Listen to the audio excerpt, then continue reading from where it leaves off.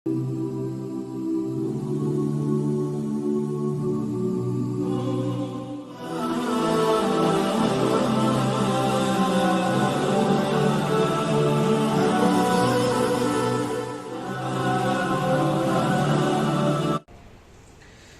سامعین کرام،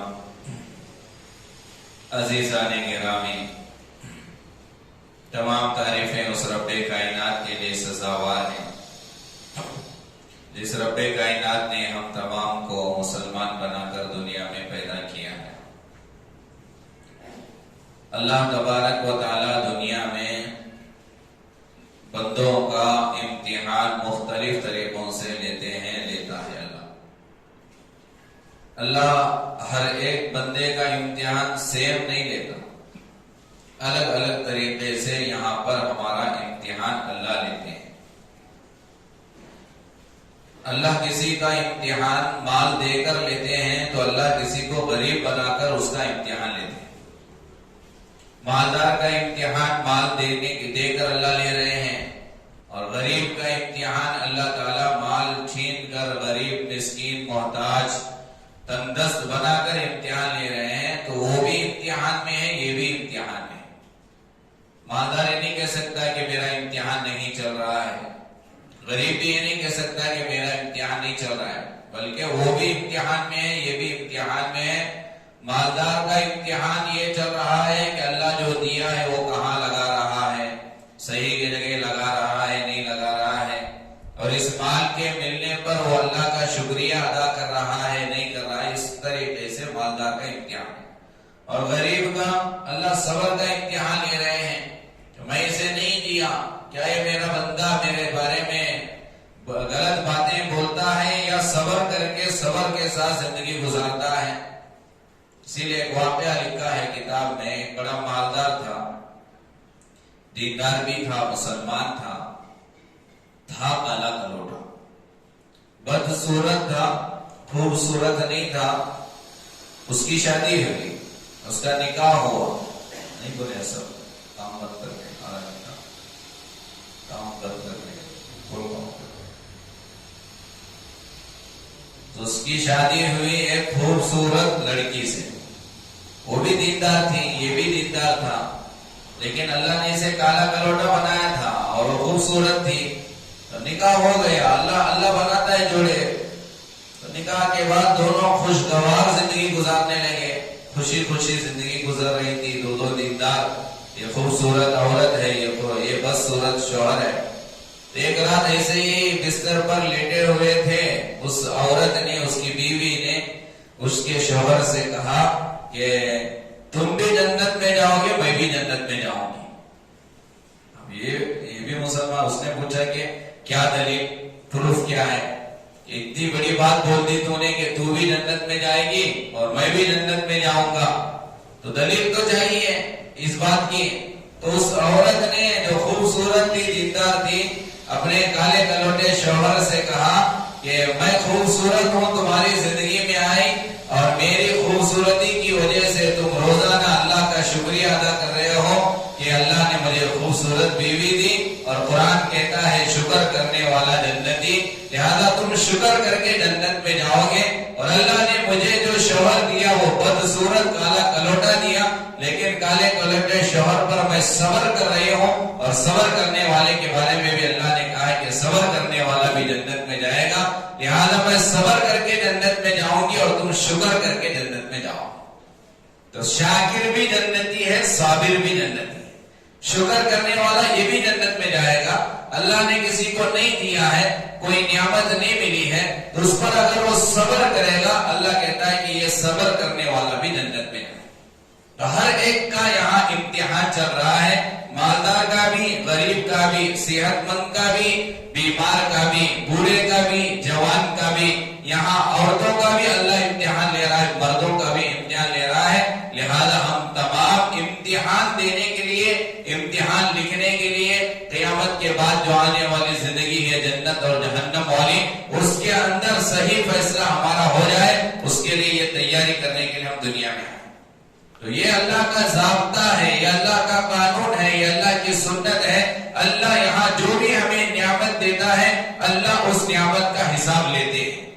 اللہ ہمیں یہاں جو بھی دے رہا ہے یا دیا ہے یہ ہم خیال میں رکھیں کہ یہ جو کچھ میرے پاس ہے اس کا مجھے حساب دینا ہے۔ اولاد ہے، اولاد کا حساب دینا پڑے گا۔ مال ہے، مال کا حساب دینا پڑے گا۔ صحت ہے، صحت کا حساب دینا پڑے گا۔ اللہ نے آنکھ جیسی پیاری پیاری نعمتیں دی، ان کا حساب دینا پڑے گا۔ اللہ نے جو بھی ہمیں دنیا میں عطا کیا نعمت کی شکل میں، ان تمام نعمتوں کا کل قیامت کے دن حساب ہے۔ اسی لیے قرآن مجید میں کہا اللہ نے انما اموالکم و اولادکم فتنہ، کہ ہم نے جو تمہیں مال دیا ہے، اولاد دی ہے، یہ فتنہ ہے۔ فتنہ کسے کہتے ہیں عربی میں؟ آزمائش کو کہتے ہیں۔ یہ آزمائش کی چیز ہے۔ یہ ایسا نہیں ہے کہ ہم نے تمہیں اولاد دیا تم جو چاہو بناؤ، دیندار بناؤ نہ بناؤ چلے، نہیں نہیں، یہ ہم نے دی ہے نعمت اولاد کی۔ کیوں؟ تاکہ ہم اولاد دے کر بھی تمہیں آزمانا چاہتے ہیں۔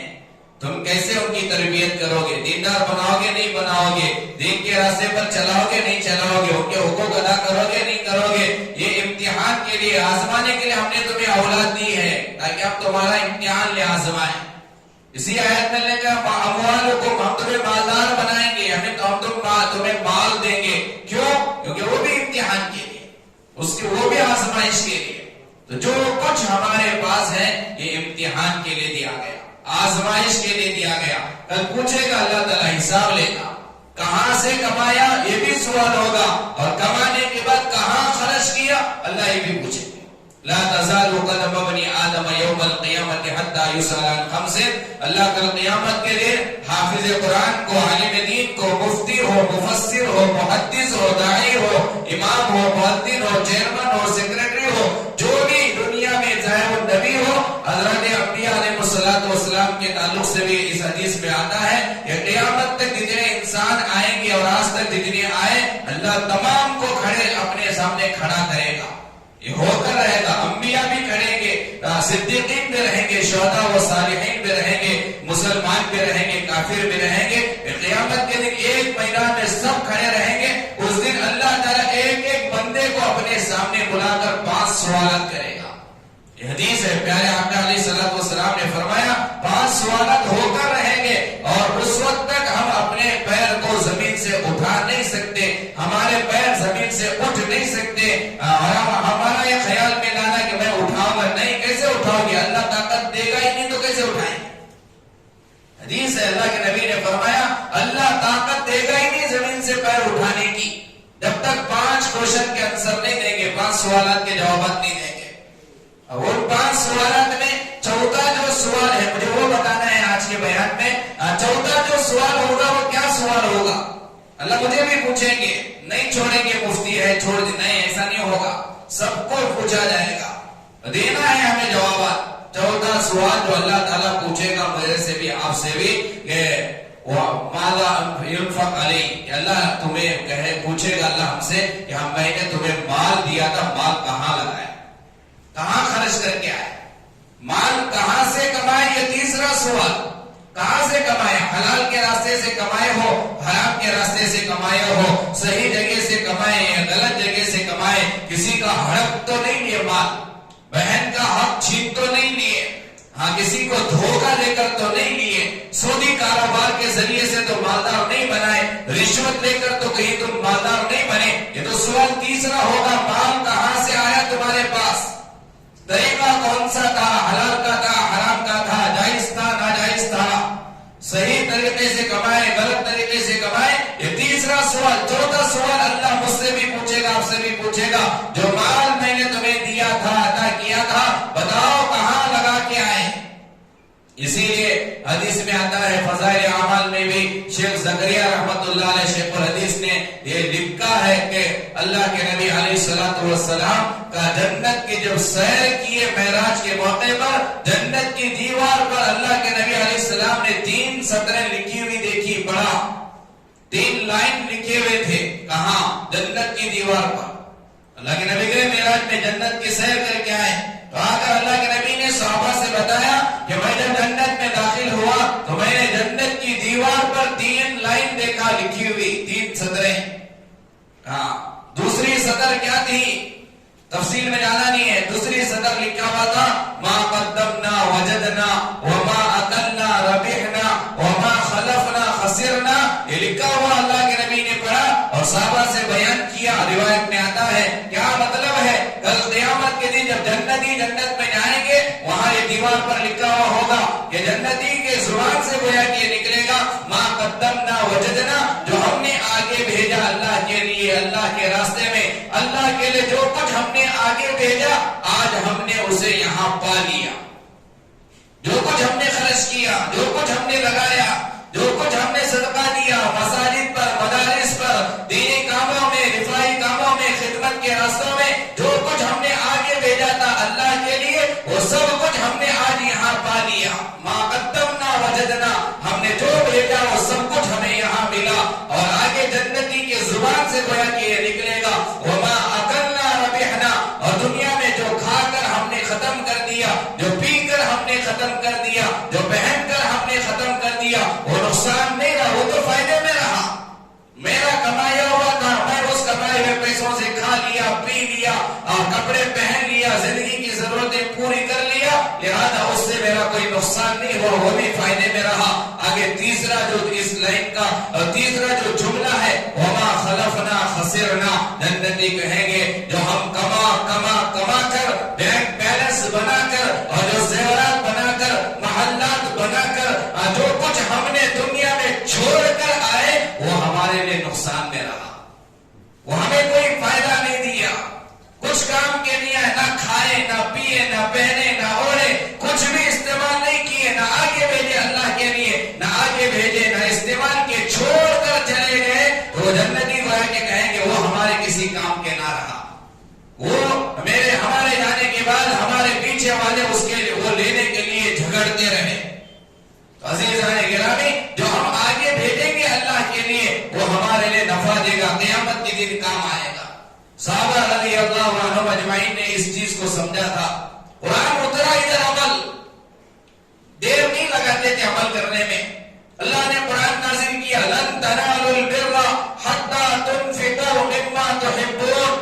یہاں نیکی سے مراد جنت ہے. مفسرین نے لکھا ہے لن تنالوا, تمہیں نہیں ملے گی کیا جنت, تم جنت تمہیں حاصل نہیں کر سکو گے حتی تنفقوا, جب تک تم خرچ نہ کرو مما تحبون, جو تمہیں پسند ہے, تمہاری پسند کی چیز, تمہاری محبوب چیز, جو تم چاہتے, جسے تم چاہتے ہو, جس سے تمہارا دل لگا ہوا ہے, جس سے تم لگے ہوئے ہو, اس وقت تک تم خرچ نہیں کرو گے تو پھر تمہیں جنت ملنے والی نہیں. ادھر قرآن نازل ہوا, لکھا ہے حضرت ابو طلحہ رضی اللہ عنہ ایک بڑے باغ کے مالک تھے, جس باغ میں بہترین کنواں تھا, جس کنویں کا پانی میٹھا تھا.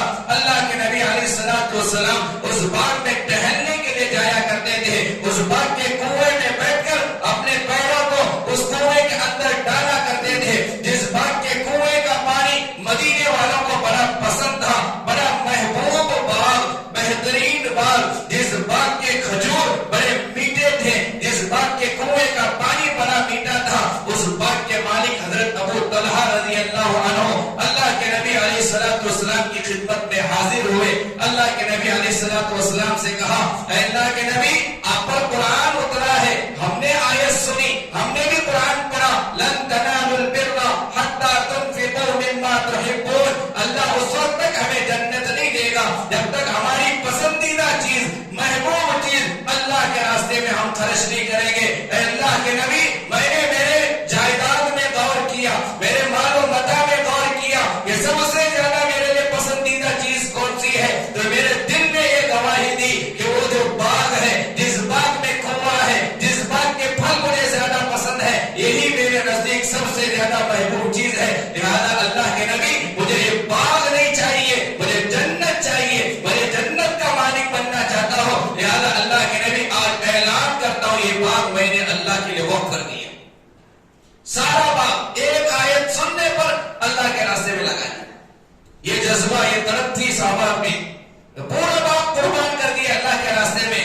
کہا کہ نہیں, آج سے یہ نہیں ہے میرا. حضرت عمر نے سنا آیت کو, حضرت عمر فاروق رضی اللہ عنہ نے سنا لن تنالوا البر, جنت نہیں ملتی جب تک محبوب جس کی قربانی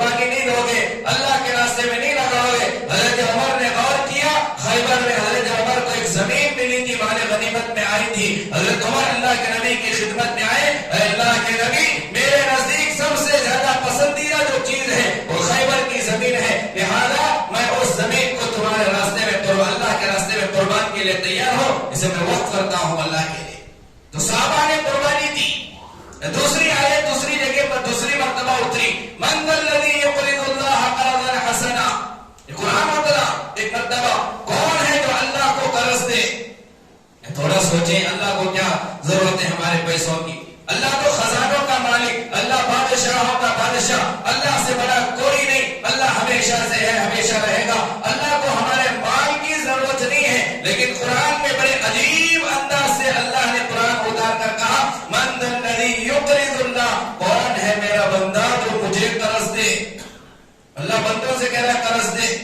تھوڑا سوچیں اگر ہمارے باگل کوٹ کا ایم ایل اے اگر میرے سے آپ سے پوچھے کہ 1000 روپے قرض دو تو ہم لوگوں کو بتاتے پھرتے ہیں ایم ایل اے میرے پاس 1000 روپے قرض لیا، ہمارا مالدار چیئرمین میرے پاس 1000 روپے قرض لیا۔ لیکن یہ چیئرمینوں کو پیدا کرنے والا، ایم ایل اے کو پیدا کرنے والا، سارے کائنات کا خالق و مالک میرے اور آپ سے کہہ رہا ہے کون ہے میرا بندہ جو مجھے قرض دے؟ اللہ کو ہمارے پیسوں کی ضرورت نہیں، اللہ کھانے سے پاک ہے، اللہ پینے سے پاک ہے، اللہ ہر عیب سے پاک ہے، اللہ خزانوں کا مالک ہے۔ کیا مطلب ہے اللہ کو قرض دینے کا؟ اللہ کہتا ہے اگر تم میرے بندوں میں سے کسی بندے کی ضرورت کے لیے 5 روپے خرچ کیے، 10 روپے خرچ کیے، 100 روپے خرچ کیے، ظاہر میں تمہیں یہ نظر آ رہا ہے یتیم کے لیے میں نے 100 روپے لگایا ہے، بیوہ کے لیے میں نے 200 روپے لگایا ہے، مسجد کے لیے میں نے 500 روپے لگایا ہے، مدرسے کے لیے میں نے 1000 روپے لگایا ہے، ظاہر میں تو تم مسجد مدرسہ یتیم بیوہ کے لیے لگا رہے ہو، لیکن حقیقت میں یہ تم اللہ کو قرضہ دے رہے ہو۔ یہ مطلب ہے اس آیت کا، یہ دنیا میں کسی اچھے جگہ نیک کام میں پیسہ لگانا، اللہ کو قرض دینا۔ اور اللہ کہتا ہے دنیا میں کسی کو 10,000 روپے قرض دے کر 100 روپے ایکسٹرا لے لیے، لاکھ روپے قرضہ دے کر 5,000 زیادہ لے لیے، یہ سود کہلائے گا، یہ حرام کہلائے گا۔ لیکن میرا معاملہ ایسا نہیں ہے، اگر تم مجھے 10 روپے بھی قرضہ دو گے، 100 روپے قرضہ دو گے، دنیا میں زیادہ لینا حرام ہے، لیکن میرے نزدیک ایسا نہیں ہے۔ مجھے جو قرضہ دے گا جب کل قیامت کا دن ہوگا میں بڑا چڑھا کر دیتا رہوں گا، کتنا دوں گا تم سوچ بھی نہیں سکو گے، میں دوں گا بڑھا کر، اتنا بڑھاؤں گا۔ حدیث میں آتا ہے اللہ کے نبی علیہ الصلوۃ والسلام فرماتے ہیں قیامت کے دن ایک بندہ اللہ کے سامنے حاضر ہوگا، اللہ اسے ثواب دیں گے، وہ ثواب کی جو مقدار رہے گی وہ احد کے پہاڑ کے برابر رہے گی، احد کے پہاڑ کے برابر۔ لکھا ہے احد کا پہاڑ تقریباً 17 کلومیٹر لمبا، اتنا بڑا پہاڑ 17 کلومیٹر جو لمبا ہے، اتنا بڑا ثواب اللہ تعالیٰ بندے کو دیں گے۔ بندہ پریشان ہو کر اللہ سے پوچھے گا اللہ دنیا میں میری وہ کون سی نیکی ہے جس نیکی کے بدلے تو اتنا بڑا ثواب آج مجھے دے رہا ہے؟ اللہ کہیں گے بندے بڑی نیکی نہیں تھی، دنیا میں تو میرے لیے اخلاص کے ساتھ ایک کھجور کے برابر تو نے صدقہ کیا تھا، وہ ایک کھجور جو تو نے صدقہ کیا تھا اس دن سے لے کر آج تک میں اس کھجور کے برابر کرنے والے صدقے کو پالتا رہا، بڑا کرتا رہا، تیرا وہ کھجور کا صدقہ آج بہت کا پہاڑ بن گئے۔ جا لے لے۔ جب بندہ کہے گا اصدقا اکن من الصالحین، کاش پورا مال صدقہ کیا ہوتا، آج کتنا ثواب ملتا، آج کیا کیا مجھے ملتا۔ اتنے پر اتنا بڑا ثواب جب اللہ دے رہا ہے، تھوڑا سوچتا اس وقت بندہ کہے گا کاش اور لگاتا، اور دیتا، اور کتنا ملتا، افسوس کر کے کہے گا۔ اسی لیے اللہ کے نبی علیہ الصلوۃ والسلام نے فرمایا جنت میں جنتی جانے کے بعد وہ بھی افسوس کریں گے، جہنم میں جہنمی جانے کے بعد وہ بھی افسوس کریں گے۔ صحابہ کو تعجب ہوا، جہنمیوں کا افسوس کرنا تو ہمیں سمجھ میں آتا ہے، جہنمی تو افسوس کریں گے ہم نے کام کیوں نہیں کیے، کاش ہم بھی مسلمان ہوتے۔ ربما یود الذین کفروا لو کانوا مسلمین، یہ تو سمجھ میں آتا ہے، کافر لوگ اللہ کے دشمن تو افسوس کریں گے کاش مسلمان ہوتے، کاش ایمان لاتے، آج ہم بھی جنت میں چلے جاتے۔ کافروں کا افسوس کرنا تو سمجھ میں آتا ہے، لیکن مسلمان جنت میں جانے کے بعد افسوس کیوں کریں گے؟ صحابہ نے اللہ کے نبی علیہ السلام سے پوچھا جنتی کیوں افسوس کریں گے، ہمیں بتاؤ۔ اللہ کے نبی علیہ السلام نے فرمایا جنتی جنت میں جانے کے باوجود افسوس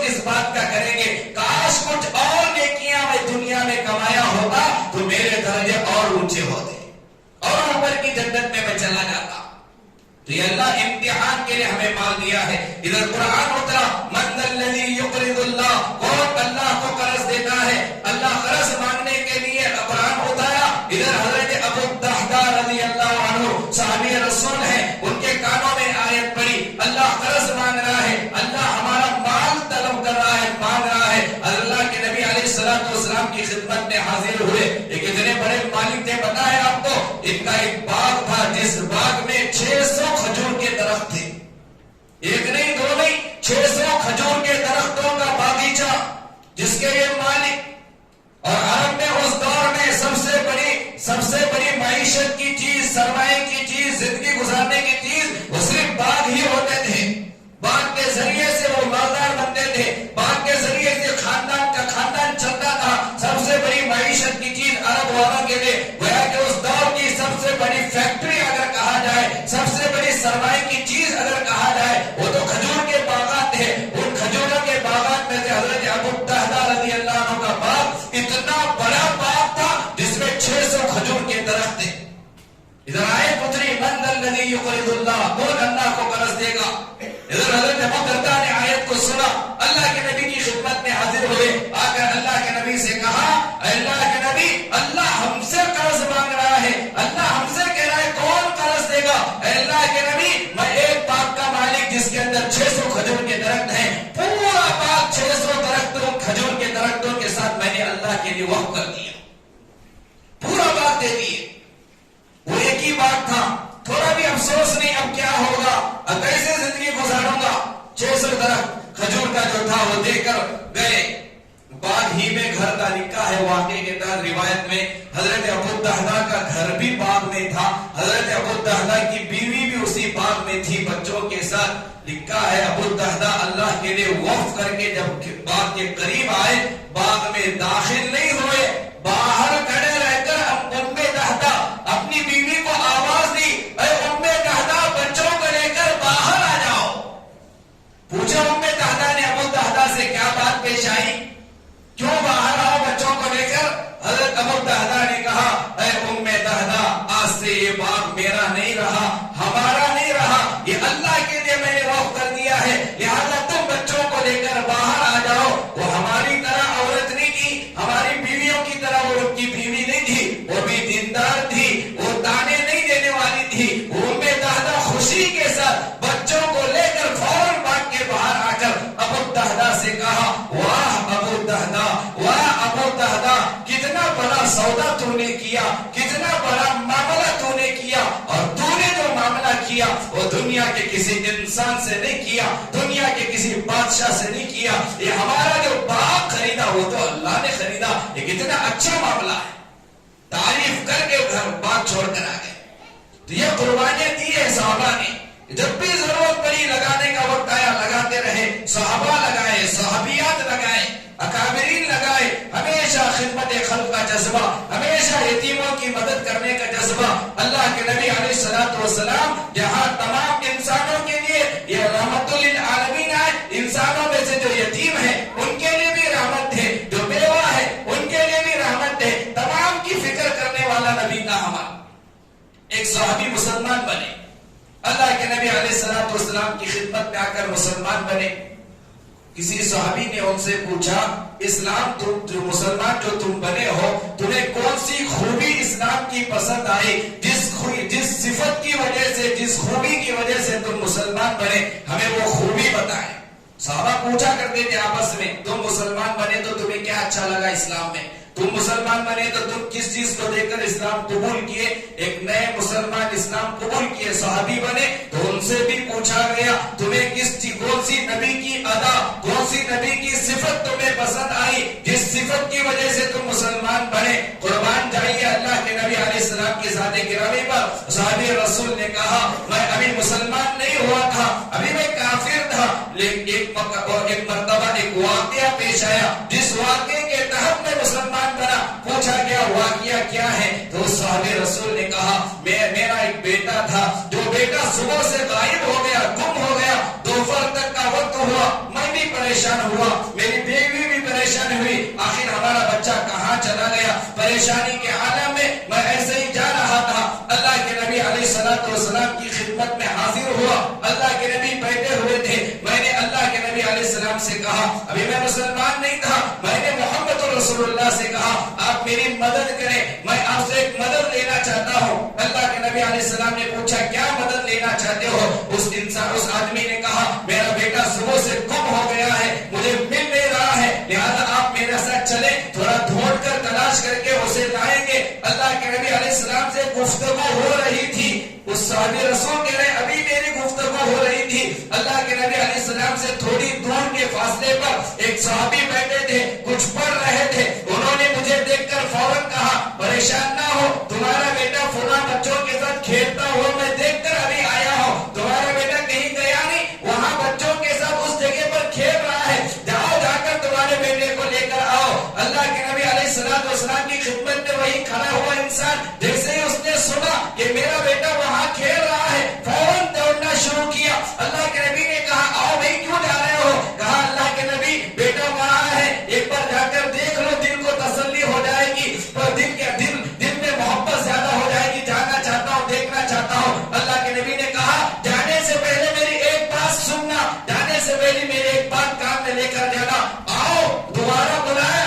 اللہ کے نبی نے کہا جا رہے ہو بیٹے کو دیکھنے کے لیے, میں جانتا ہوں صبح سے تمہیں تمہارا بیٹا نہیں ملا, اب جب جاؤ گے بیٹے پر نظر پڑے گی, محبت بھر جائے گی اور تم اس سے کہو گے بیٹا, لیکن میری بات یاد رکھنا, بیٹے کو بیٹا کہہ کر نہیں پکارنا, بیٹے کو نام لے کر بلانا.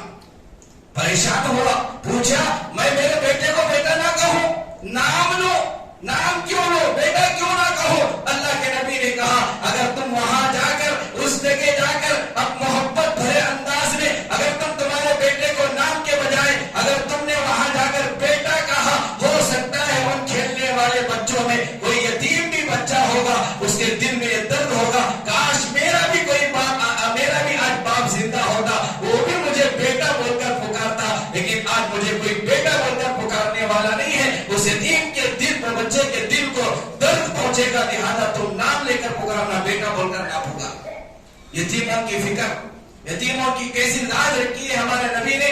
اللہ کے نبی علیہ الصلوۃ والسلام نے کہا دنیا میں قیامت تک آنے والے بندوں میں سے اگر کوئی بندہ کسی یتیم کی کفالت کرتا ہے, اس کی پرورش کرتا ہے, اس کی تربیت کرتا ہے, 1400 سال پہلے اللہ کے نبی علیہ السلام نے کہا انا وکافر الیتیم, کہا نہیں, صحابہ سے کہا سنو, صحابہ سنو, میں کون؟ محمد رسول اللہ, سید الانبیاء, اماموں کا سردار, یہ انبیاء کا سردار, سارے انسانوں کا سردار, اللہ نے جس کے صدقے میں دنیا بنائی وہ نبی کہہ رہا ہے او صحابہ, وہ قیامت تک آنے والے میرے امتیوں سنو, کل قیامت کے دن میں اور وہ بندہ جس نے یتیم کی پرورش کی, جس نے یتیم کو سہارا دیا, جس نے یتیم کی شادی کی, جس نے یتیم کی تربیت کی, کل قیامت کے دن میں اور وہ بندہ ایسے کھڑے رہیں گے جیسے یہ 2 انگلیاں ہیں. یہ نبی نے کہا انا وکافر الیتیم, کیا ہاتھ ہے, یہ 2 انگلیاں جتنے بازو میں ہیں, جتنے لگے ہوئے ہیں, میں اور وہ بندہ قیامت کے دن ویسے کھڑے رہیں گے. یتیم کی کفالت کرنے والا, یتیموں کی دیکھ بھالی کرنے والے کے لیے اللہ کے نبی علیہ السلام نے بشارتیں دی, اور معمولی خدمت میں اگر آپ حصہ لیں گے اللہ اس کے لیے بخشش کا بھی ذریعہ بنا سکتا ہے. امام غزالی رحمۃ اللہ علیہ احیاء العلوم جس نے کتاب لکھی, بہت بڑے عالم دین گزرے ہیں, جن کی کتابیں آج بھی علماء بڑے فخر سے پڑھتے ہیں, آج بھی ان کی کتابیں مشہور ہیں. جب ان کا انتقال ہوا, کسی عالم دین نے, کسی مسلمان نے, دیندار نے خواب میں دیکھا, امام غزالی سے بات چیت ہوئی, پوچھا امام غزالی سے, امام غزالی تمہیں تو اللہ معاف کیا ہوگا, تمہاری کتابیں اتنی مشہور ہیں, کتنی خدمت تم نے کر کے تم دنیا میں کر کے چلے گئے, اللہ نے تمہیں معاف کیا ہوگا. امام غزالی نے خواب دیکھنے والے سے کہا اللہ نے مجھے بخشا, اللہ مجھے معاف کیا, لیکن کتابیں لکھنے کی وجہ سے نہیں, دین کا کام کرنے کی وجہ سے نہیں, ایک نیکی میرے اللہ کو پسند آئی, جس نیکی کے صدقے میں اللہ نے کہا غزالی اس نیکی کے بدلے تجھے ہم معاف کرتے ہیں, وہ نیکی مجھے یاد بھی نہیں تھی. پوچھا امام غزالی سے خواب دیکھنے والے نے وہ کون سی تمہاری نیکی تھی جس نیکی کی وجہ سے اللہ نے تمہیں معاف کیا؟ امام غزالی نے کہا ایک مرتبہ کتاب لکھنے کے لیے بیٹھا ہوا تھا, دوات میں سے سیاہی میں سے قلم سیاہی میں ڈال کر میں اسے باہر نکالا, ایک مکھی اڑتی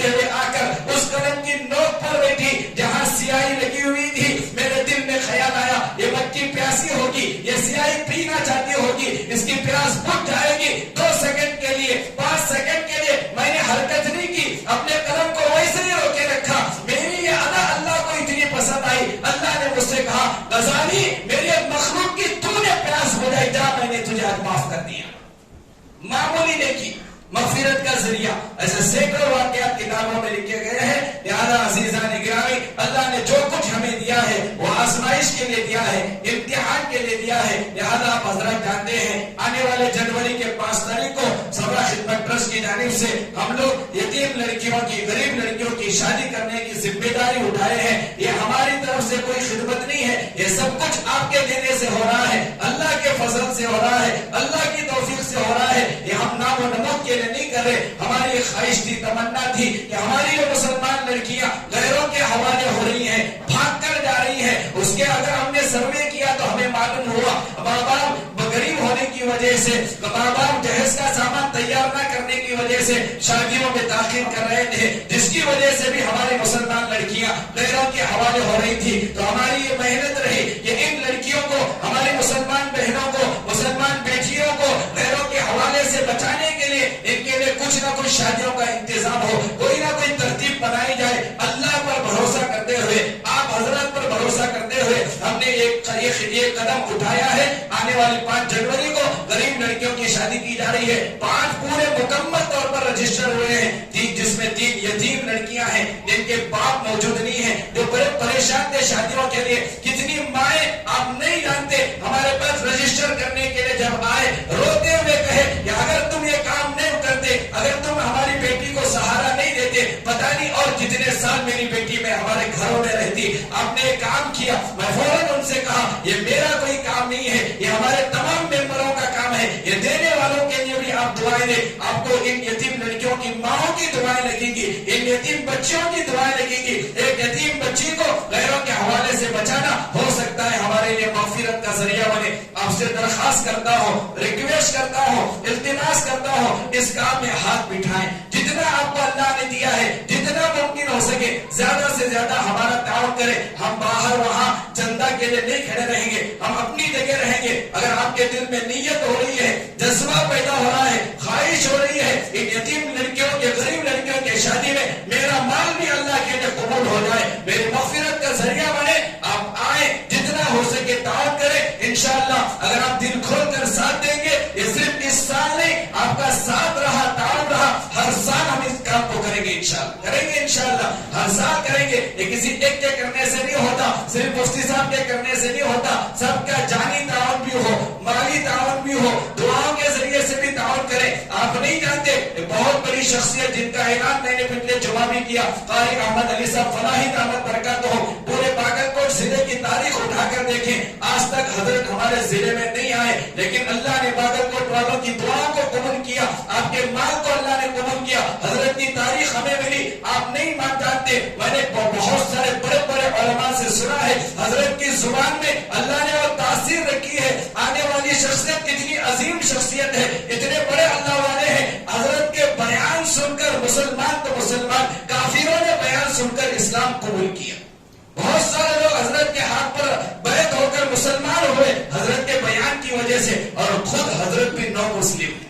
حضرت ماں کے پیٹ سے مسلمان بن کر نہیں آئے, وہ بعد میں مسلمان بنے. ظاہر بات ہے آج ہمیں اسلام کی عظمت ہمارے دلوں میں نہیں, اہمیت ہمارے دلوں میں کیوں, کیونکہ ماں کے پیٹ سے ہمیں اسلام ملا. لیکن جو دنیا میں آنے کے بعد مسلمان بنا, اس کے دل میں بڑی عظمت ہوتی ہے اسلام کی. اتنی بڑی شخصیت ہمارے باگلکوٹ آنے کے لیے تیار ہے, تاریخ ملی ہے, ٹکٹ بھی بن گیا ہے. حضرت بیمار ہے, آپریشن ہو رہا ہے, حضرت کی صحت کے لیے بھی دعا کرے, حضرت کے سفر کو ہمارے لیے مقدر فرمائے. حضرت کا بیان ہمیں یہاں بیٹھ کر سننے کی